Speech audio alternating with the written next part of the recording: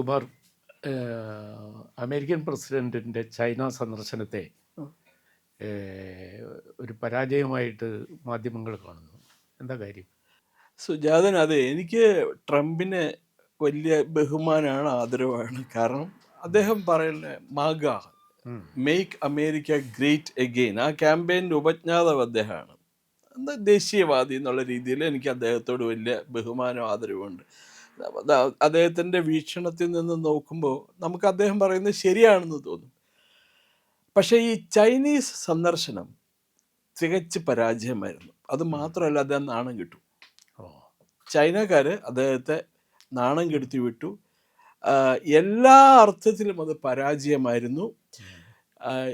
ട്രംപിന് നേടാൻ കഴിഞ്ഞത് ആകെ കൂടി ചൈനയിൽ നിന്ന് ഒരു അഷുറൻസ് കിട്ടിയത് 200 ബോയിങ് വിമാനങ്ങൾ മേടിക്കാനായിട്ടുള്ള ഒരു എഗ്രിമെൻ്റ് മാത്രമേ ഉള്ളൂ അദ്ദേഹത്തിന് കിട്ടിയത്. ബാക്കി അത് ഒരു 15-20 പേര് ഉൾക്കൊള്ളുന്ന ഒരു ബിസിനസ് ഡെലിഗേഷനുമായിട്ടാണ് പോയത്. അത് നമ്മുടെ ലിയോൺ മസ്ക് ഉൾപ്പെടെ എല്ലാവരും ഉണ്ട്. ആപ്പിൾ കമ്പനിയുടെ ഉടമസ്ഥരൊക്കെ ഉണ്ടായിരുന്നു അതിനകത്ത്.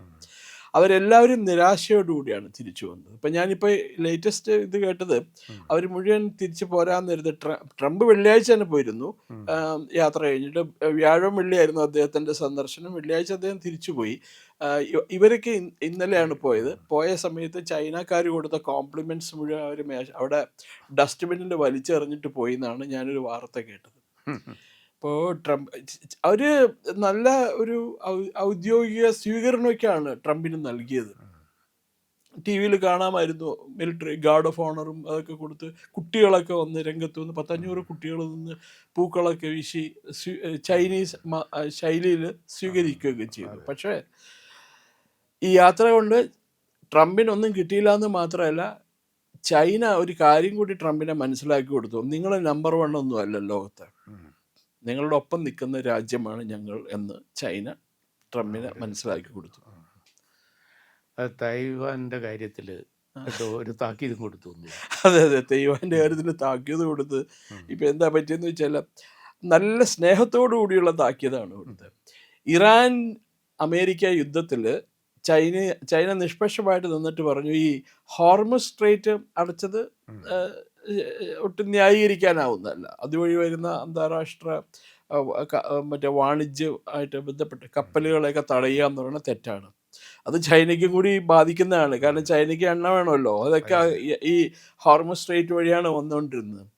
അപ്പം അതിൽ കുഴപ്പമില്ല. പിന്നെ യുദ്ധം ഇരുകൂട്ടരും സംയമനം പാലിക്കണം. അതുമാത്രമല്ല, ഇറാൻ ന്യൂക്ലിയർ ബോംബ് ഉണ്ടാക്കുന്നതിൽ ചൈന എതിരാണെന്നും പറയുന്നു. അതേസമയം ഇറാന് ന്യൂക്ലിയർ ബോംബ് ഉണ്ടാക്കാനുള്ള സഹായം കൊടുത്തത് ചൈനയാണ് എന്നുള്ള അന്താരാഷ്ട്ര മാധ്യമങ്ങളിൽ വന്ന വാർത്ത ഇന്നവരെ ചൈന നിഷേധിച്ചിട്ടില്ല. പക്ഷേ അമേരിക്കയോടൊപ്പം ഈ കാര്യത്തിൽ സപ്പോർട്ട് പ്രഖ്യാപിക്കുന്നുണ്ടെങ്കിൽ കൂടിയും ഈ തൈവാനെ സംബന്ധിച്ച് അമേരിക്കയ്ക്ക് ഒരു താക്കീതാണ് കൊടുത്തിരിക്കുന്നത് ചൈന.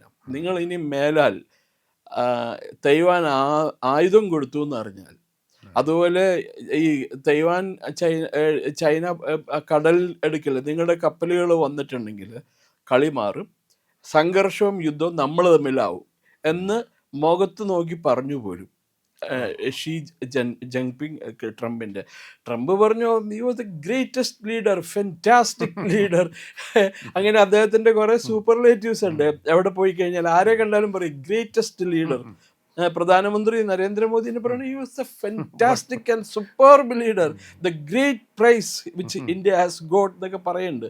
പക്ഷേ ഇത് എന്താ പറയണ, ഇദ്ദേഹത്തിനെ പറ്റി ഇങ്ങനെയൊക്കെ പറഞ്ഞുകൊണ്ടാണ് പോയതെങ്കിൽ കൂടിയും ചൈനയിൽ നിന്ന് തിരിച്ചു വരുന്നത് വരെ ട്രംപ് പിന്നെ ഒന്നും മിണ്ടിയിട്ടില്ല. ഇപ്പൊ പറയണ അവരുടെ സ്റ്റേറ്റ് സെക്രട്ടറി ഉണ്ടല്ലോ, അയാൾ പറഞ്ഞത് എന്താണ്, ചൈനയുടെ പോയിന്റ് ഓഫ് വ്യൂ പറഞ്ഞു, ഞങ്ങളുടെ പോയിന്റ് ഓഫ് വ്യൂ പറഞ്ഞു, ഇതിങ്ങനെ തുടരും എന്നാണ് പറയണത്. പക്ഷെ അതൊന്നും അല്ല, സംഗതി രൂക്ഷമാകാൻ പോവുകയാണ്. അല്ല, ഈ ചൈന സന്ദർശനത്തിൽ ഇദ്ദേഹത്തിൻ്റെ ലക്ഷ്യങ്ങൾ എന്തായിരുന്നു?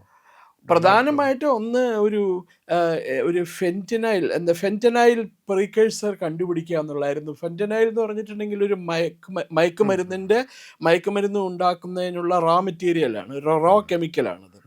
ഈ ഫെന്റനൈൽ ടൺ കണക്കിന് കൊണ്ടുവന്ന് മെക്സിക്കോയിൽ ഇറക്കും. ഓ. മെക്സിക്കോയിൽ ഇറക്കി അവിടെ പ്രോസസ്സ് ചെയ്ത് അത് ഹെറോയിനോ MDMA ഒക്കെ ആക്കിയിട്ട് കൊക്കേനൊക്കെ ആക്കിയിട്ട് അമേരിക്കയിൽ കൊണ്ടുവന്ന് ഡംപ് ചെയ്യും.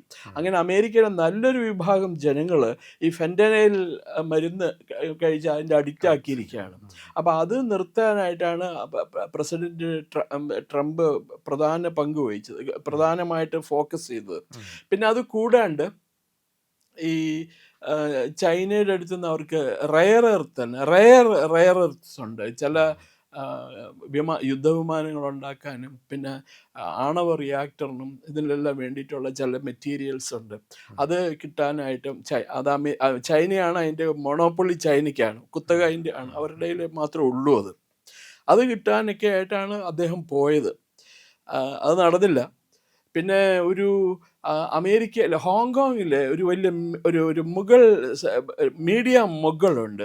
ഞാൻ അയാളുടെ പേര് ജിമ്മി ലായ് എന്ന് പറയുന്ന മനുഷ്യന്, ജിമ്മി ലായ്. അയാൾ കഴിഞ്ഞ 4-5 വർഷമായിട്ട് ജയിലിലാണ് ചൈനയിൽ. ഈ ജനാധിപത്യത്തിന് വേണ്ടി പോരാടിയ മനുഷ്യനാണ് ഈ ജിമ്മി ലായ്.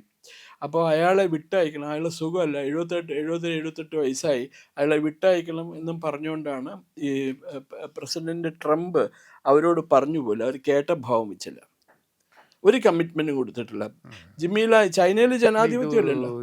ഇന്ത്യയിലെ ഏതെങ്കിലും ഈ റീസെൻ്റ് ആയിട്ടുള്ള ഒരു ഇൻവെൻഷനോ എന്തെങ്കിലും ഇന്ത്യൻ അച്ചീവ്മെന്റ് എൻ്റെ ഒരു അനന്തരഫലമാണോ പെട്ടെന്നുള്ള ഒരു ചൈന സന്ദർശനം അമേരിക്ക? അല്ല, ഞാൻ ഉദ്ദേശിച്ചത് നമ്മുടെ കൽപ്പാക്കത്ത് ഫാസ്റ്റ് ബ്രീഡർ പരീക്ഷണത്തിൽ ഇന്ത്യ ഒരു ഊർജത്തിനൊരു സൊല്യൂഷൻ, ഊർജ പ്രതിസന്ധിക്ക് ഒരു സൊല്യൂഷൻ എന്ന നിലയിൽ ഒരു പുതിയ ഇൻവെൻഷൻ നടത്തിയിരിക്കുന്നു. അത് ലോകത്തെ പല രാജ്യങ്ങളെയും, പ്രത്യേകിച്ച് അമേരിക്ക ഉൾപ്പെടെയുള്ള വികസിത രാജ്യങ്ങളെ ഞെട്ടിച്ചിരിക്കുന്നു എന്ന വാർത്തകൾ നമ്മൾ ഇതിനിടയ്ക്ക് നമ്മുടെ ഇലക്ഷൻ കാലത്ത് നമ്മൾ ശ്രദ്ധിക്കാതെ പോയി.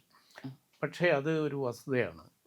ഊർജത്തിന് ഒരു ബദൽ, ഇന്നത്തെ നിലവിലുള്ള കൺവെൻഷണൽ എനർജിക്ക് ഒരു പ്രതിവിധി, അതിന് പകരമായ ഒരു ബദൽ കണ്ടുപിടിച്ചിരിക്കുന്നു. അത് ഫാസ്റ്റ് ബ്രീഡർ റിയാക്ടർ. നമ്മുടെ fast breeder reactor raw material നമ്മുടെ ഇവിടുത്തെ മോണോസൈറ്റ്, ഇൽമനേറ്റിൽ എന്ന് വരുന്ന തോറിയവും പ്ലൂട്ടോണിയവും ഒക്കെ ആണല്ലോ. അപ്പോൾ അതിനൂടെ ഒരു ബദൽ തേടിയാണോ ചൈനയിൽ പോയത്? ഈ റെയർ എർത്ത് എന്ന് പറയുന്നുണ്ടല്ലോ, ആ റെയർ എർത്ത് പല കാര്യങ്ങൾക്കും ഉപയോഗിക്കാം. അത് ന്യൂക്ലിയർ റിയാക്ടറുകളിൽ വരെ ഉപയോഗിക്കാം.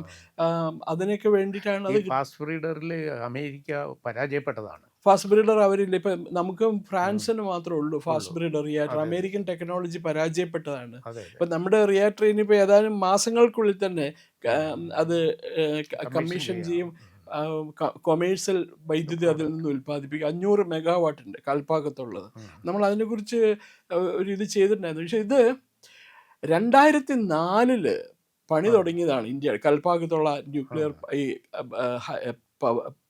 ഫാസ്റ്റ് ബ്രീഡർ റിയാക്ടറിൻ്റെ ജോലി.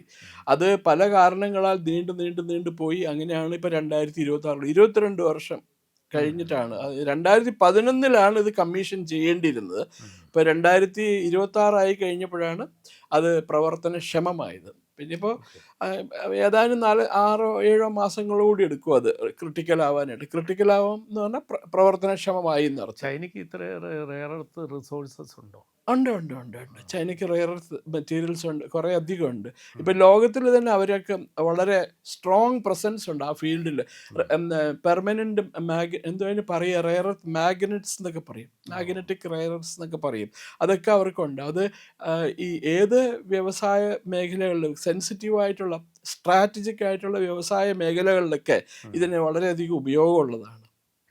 നമ്മുടെ തൃക്കുന്നപ്പുഴ മുതൽ പന്മന വരെയുള്ള നമ്മുടെ കോസ്റ്റൽ ഏരിയയിൽ, കൊല്ലം ആലപ്പുഴ ജില്ലയുടെ തീരത്ത് മോണോസൈറ്റും ഇൽമനൈറ്റും കലർന്ന മണലാണല്ലോ. അതെ. അതിൽ തോറിയത്തിൻ്റെ സാന്നിധ്യമുണ്ട്. അത് നമ്മുടെ തെക്ക് മറ്റേ കന്യാകുമാരിയിൽ അടുത്ത് മണവാളക്കുറിശി എന്ന് പറഞ്ഞ സ്ഥലമുണ്ട്. അവിടുത്തെ മണലിലും ഈ മോണോസൈറ്റിൻ്റെ സാധ്യതയുണ്ട്, ഇൽമനൈറ്റിൻ്റെ സാന്നിധ്യമുണ്ട്. ലോകത്തിൽ തന്നെ മൊത്തം തോറിയത്തിൻ്റെ 45% തോറിയം ഇന്ത്യയിലെ ഈ കടൽ തീരത്താണ്, ഈ പറയുന്ന കടൽ തീരത്താണ്. നമ്മൾ ഈ കരിമണൽ എന്നൊക്കെ പറഞ്ഞ് വിശേഷിപ്പിക്കുന്നില്ലേ, അത് മുഴുവൻ, അതിനകത്ത് മുഴുവനും തോറിയവും പിന്നെ വേറെ എന്താ ടങ്സ്റ്റൺ അങ്ങനെയൊക്കെയുള്ള പല മെറ്റീരിയൽസ് ഉണ്ട് അതിനകത്ത്. അത് കണക്കൂട്ടി കൊണ്ടല്ലേ പിന്നെ നിർമ്മല സീതാരാമൻ ഈ വർഷത്തെ ബഡ്ജറ്റ് അവതരിപ്പിച്ചിരിക്കുന്നത്. കോറിഡോർ ആക്കി മാറ്റി. അതെ അതെ അതെ അതെ, വളരെ ഇതായിട്ടുള്ളത്. അപ്പോൾ പിന്നെ ഇപ്പം എന്താ പറ്റിയേക്കണെന്ന് വെച്ചാൽ, അമേരിക്ക ഈ ക്വാഡ്രിലാറ്ററൽ ഡയലോഗ് എന്ന് പറഞ്ഞൊരു പരിപാടിയുണ്ട്, ക്വാഡ് എന്ന് പറയുന്നത്. അമേരിക്കയും പിന്നെ ജപ്പാനും ഇന്ത്യയും ഓസ്ട്രേലിയയും 4 രാജ്യങ്ങളാണ് ഈ ക്വാഡ്രിലാറ്ററൽ ഡയലോഗിൽ പങ്കാളികളാണ്. അപ്പോൾ ഈ ജൂൺ ജൂലൈ മാസത്തിൽ ഇന്ത്യയിൽ വെച്ചിട്ട് അതിൻ്റെ ഉച്ചകോടി പ്രതീക്ഷിച്ച് നടക്കുമെന്ന് പറഞ്ഞിരുന്നതാണ്. അപ്പോൾ ഇനിയിപ്പോൾ ട്രംപ് അതിന് വരുമെന്ന് അറിയാൻ പാടില്ല.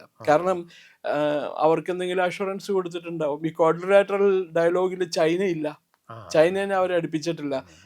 അപ്പം ചൈനയുടെ ലോക ശക്തിയായിട്ട് ഉയർന്നു വരുന്നതിൽ അമേരിക്കയ്ക്ക് വലിയ ഭയമുണ്ട്. കാരണം അമേരിക്കയെ സംബന്ധിച്ചിടത്തോളം ചൈന ഒരു വലിയ മാർക്കറ്റാണല്ലോ.